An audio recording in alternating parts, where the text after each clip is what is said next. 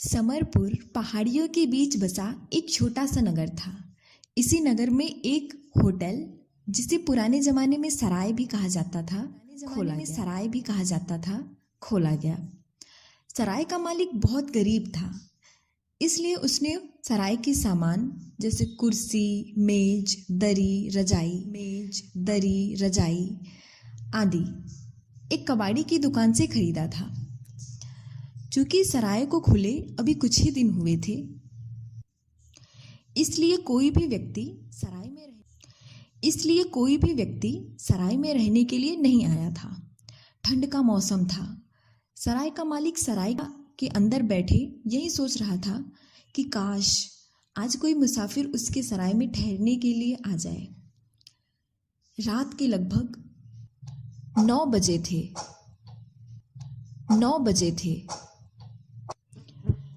सराय के मालिक को दरवाजे पर कोई आहट सुनाई दी। उसने देखा कि दरवाजे पर एक व्यापारी सूट बूट पहने खड़ा था। जैसे ही व्यापारी ने सराय के अंदर कदम रखा, सराय का मालिक खुशी से चिल्लाया, अंदर आइए महोदय, आपका स्वागत है। व्यापारी सराय में अंदर आ गया। सराय के मालिक ने व्यापारी का स्वागत किया। व्यापारी ने सराय के मालिक से पूछा, क्या रात भर ठहरने के लिए आपके यहाँ कोई कमरा खाली है?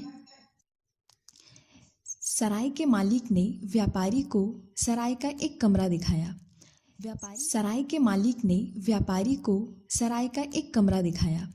व्यापारी को वो कमरा बहुत पसंद आया। अपना मनपसंद भोजन करने के बाद व्यापारी बिस्तर पर जाकर लेट गया।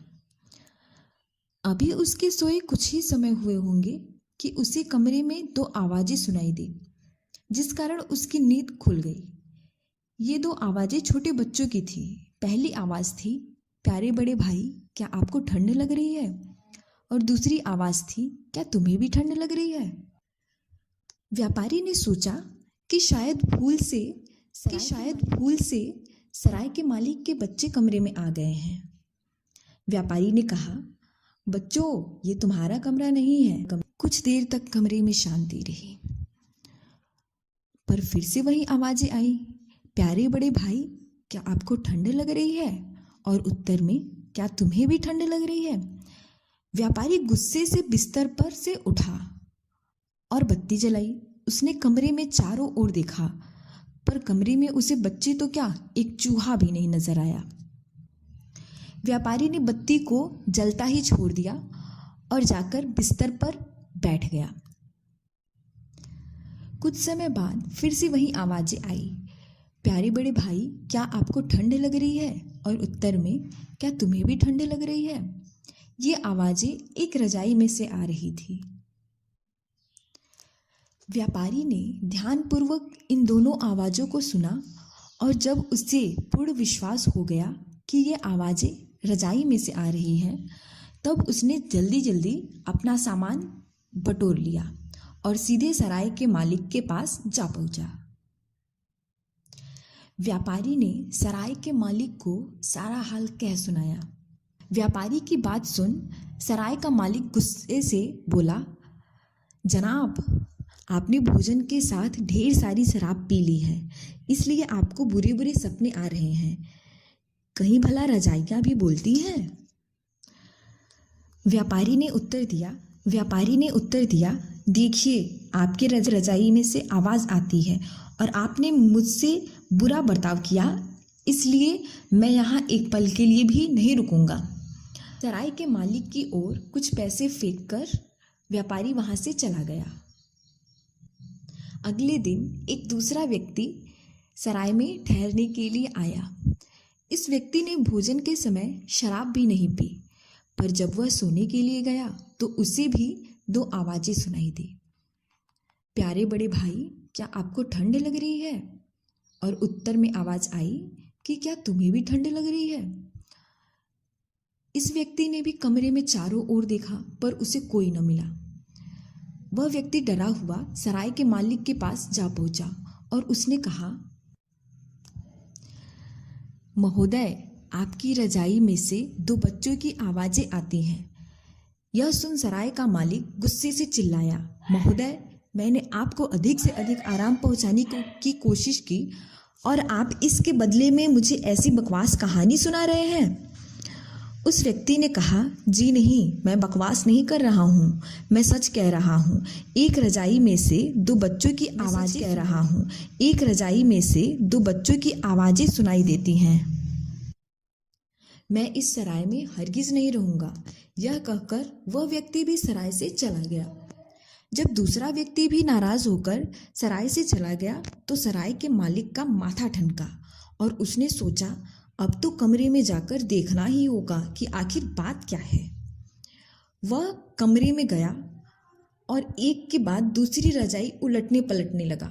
उसी भी रजाई में से दो आवाजें सुनाई दी, प्यारे बड़े भाई, क्या आपको ठंड लग रही है? और दूसरी आवाज, क्या तुम्हें भी ठंड लग रही है? सराय का मालिक उस रजाई को अपने कमरे में ले गया और रात भर ओढ़कर सोया। रात भर दोनों लड़के एक दूसरे से यही प्रश्न करते रहे, प्यारे बड़े भाई, क्या आपको ठंड लग रही है? और उत्तर में, क्या तुम्हें भी ठंड लग रही है? अगले दिन सराय का मालिक उस रजाई को लेकर उस कबाड़ी की दुकान पर जा पहुंचा जहां से उसने इस रजाई को खरीदा था। उसने कबाड़ी वाले से पूछा, क्या तुम्हें याद है कि यह रजाई तुमने मुझे बेची थी?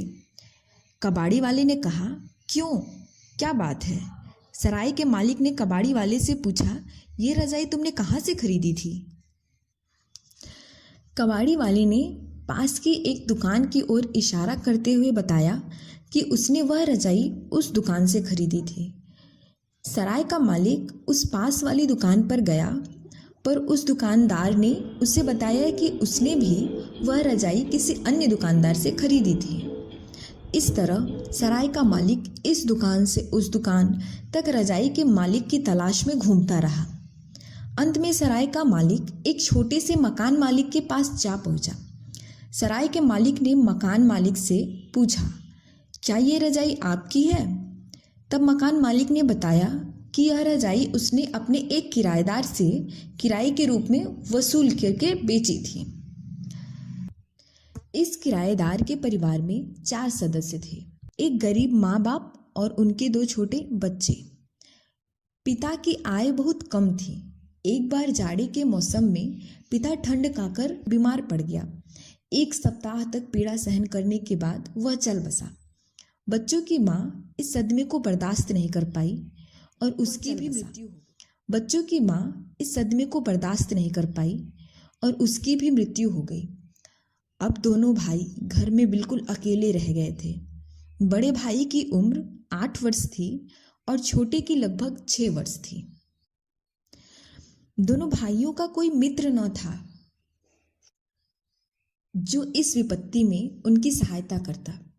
दोनों भाइयों के पास खाने के लिए कुछ भी नहीं था। भोजन जुटाने के लिए उन्होंने एक के बाद एक घर की वस्तुओं को बेचना आरंभ कर दिया।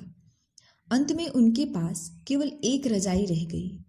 बर्फ बहुत तेज पड़ने लगी थी। दोनों भाई एक दूसरे से सटकर रजाई ओढ़कर लेट गए। छोटे भाई ने बड़े भाई से पूछा, प्यारे बड़े भाई, क्या आपको ठंड लग रही है? तब बड़े भाई ने कहा, क्या तुम्हें भी ठंड लग रही है? ये आवाजें रजाई में भरी रुई से होकर गुजरी और जादू से उसी में रह गई। तभी मकान का मालिक मकान का किराया लेने आ पहुंचा। कुछ देर तक मकान मालिक त्योरी चढ़ाकर कमरे में इधर से उधर घूमता रहा। फिर उसने लड़कों को जगाकर कहा, मकान का किराया लाओ। बड़े लड़के ने कहा, महोदय, हमारे पास इस रजाई के अतिरिक्त और कुछ भी नहीं है। हमारे पास इस रजाई के अतिरिक्त और कुछ भी नहीं है। यह सुनकर मकान मालिक गुस्से से चिल्लाया, मैं कुछ नहीं जानता, या तो मकान खाली कर दो या मकान का किराया लाओ। इतना कह मकान मालिक ने बच्चों की रजाई को छीन लिया और बोला, अभी मैं इस रजाई को किराए के रूप में रख लेता हूँ। यह सुनते ही दोनों भाई थरथर कांपने लगे और बोले, महोदय, बाहर बहुत ठंड पड़ रही है और हवा भी चल रही है। हम बिना रजाई के कैसे रहेंगे? इतने में मकान मालिक जोर से चिल्लाया, बकवास मत करो, यहाँ से रफू चक्कर हो जाओ। अंत में दोनों भाइयों को घर से निकलना ही पड़ा।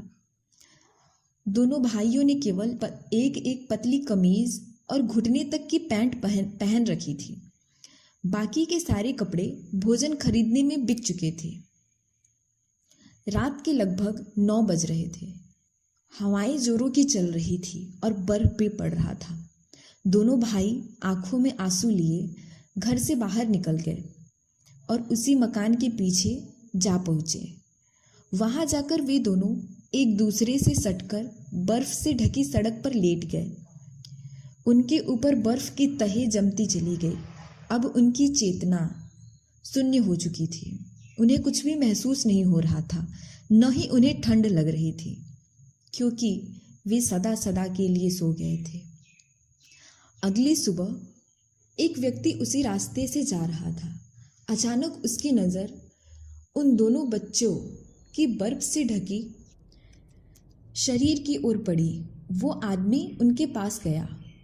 उनके मृत शरीर को देखकर वो आदमी दुख से रो पड़ा और उन दोनों को उठाकर दया की देवी के मंदिर में ले गया। कहा जाता है कि दया की देवी स्वर्ग में रहना पसंद नहीं करती। वे यहीं धरती पर रहती हैं और अपने हजारों हाथों से उन लाखों गरीब आत्माओं को जो संसार में दुख, बीमारी जैसी अनेकों विपत्तियों का वो सहन कर रही हैं की सहायता करती हैं। दोनों भाइयों को दया की देवी के मंदिर के एक कोने में दफना दिया गया। एक दिन जब सराय का मालिक इस मंदिर में आया और उसने मंदिर के पुजारी और वहां पर ठंड से मृत्यु न